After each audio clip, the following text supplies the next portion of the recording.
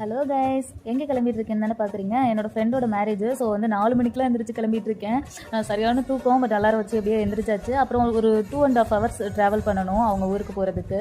So வந்து கொஞ்சம் சீக்கிரமே எந்திரிக்கிற மாதிரி ஆயிடுச்சு. அதுக்கப்புறம் போகிற வழியிலே பசிக்க ஆரம்பிச்சிருச்சு. காலையில் கடையில் போயிட்டு காஃபி சாப்பிடணும்னு எனக்கு ரொம்ப நாளாக ஆசை. ஏன்னா வந்து காலையில் எங்கேயாவது போனோம்னா வந்து கூட்டமாக அப்படியே வந்து டீ கடையிலலாம் நிறைய பேர் உட்காந்து டீ குடிச்சிட்டு இருப்பாங்க. ஸோ அது பார்க்கும்போது எனக்கும் ஆசையாக இருக்கும். பட் இன்றைக்கி தான் வந்து எனக்கு அது நிறைவேறி இருக்குது. ஸோ வந்து அப்படியே எனக்கு டீ பிடிக்காது. ஸோ காஃபி குடிச்சிட்டு அப்படியே வந்து கிளம்பியாச்சு. கிளம்பிட்டு போயிட்டு கோவிலில் பார்த்தா யாருமே இல்லை.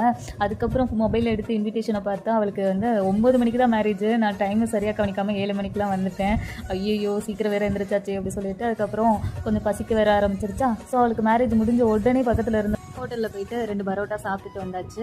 அதுக்கப்புறம் பரோட்டா மட்டும் சாப்பிட்டா நல்லா இருக்காது இல்லையா. ஸோ வந்து கலக்கி வேணுமான்னு கேட்டாங்க. எனக்கு வந்து கலக்கின்னு சொன்ன உடனே வந்து நான் ஹாஸ்டலில் இருக்கும்போது என் வார்டன் அக்காவோட பொண்ணு வந்து அடிக்கடி அக்கா கலக்கி செஞ்சு கொண்டாடுறேன் அப்படி சொல்லிட்டு செஞ்சு கொண்டு வந்து கொடுப்பா. சரி, ரொம்ப நல்ல பொண்ணு. ஸோ வந்து எனக்கு அவ ஞாபகம் தான் வரும். ஏன்னா வந்து நான் அப்போல்லாம் கலக்கி சாப்பிட்டதில்ல. அவனா அடிக்கடி கொண்டு வந்து என் ரூமில் கொண்டு வந்து கொடுத்துட்டு போவா.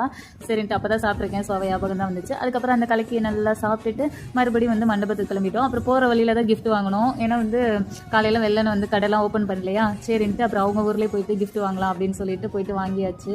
அப்புறம் எனக்கு தேவையான திங்ஸ் கொஞ்சம் வாங்கினேன். அதுக்கப்புறம் இந்த தலையில் பிளாஸ்டிக் பூ வைப்போம்ல, அதெல்லாம் வந்து அங்கே விலை ரொம்ப கம்மியாக இருந்துச்சு.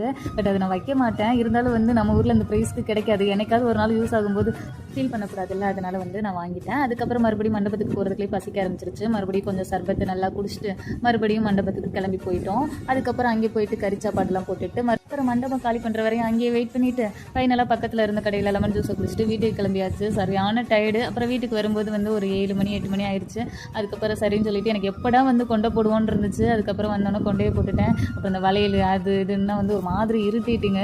அதுக்கப்புறம் எனக்கு இது மாதிரி மடமட ட்ரெஸ்ஸே சுத்தமாக பிடிக்காது. சரி மேரேஜ் தானேன்ட்டு போட்டு போனேன். அப்புறம் ஏன்டா லாங் ட்ராவலில் அதை போட்டோன்னு இருந்துச்சு. ஸோ லாங் ட்ராவல்லாம் போனால் இனிமேல் கொஞ்சம் சாஃப்டான ட்ரெஸ் தான் போட்டு போகணும். ஓகே கைஸ், பாய். லைக் பண்ணிவிட்டு சப்ஸ்கிரைப் பண்ணிக்கோங்க.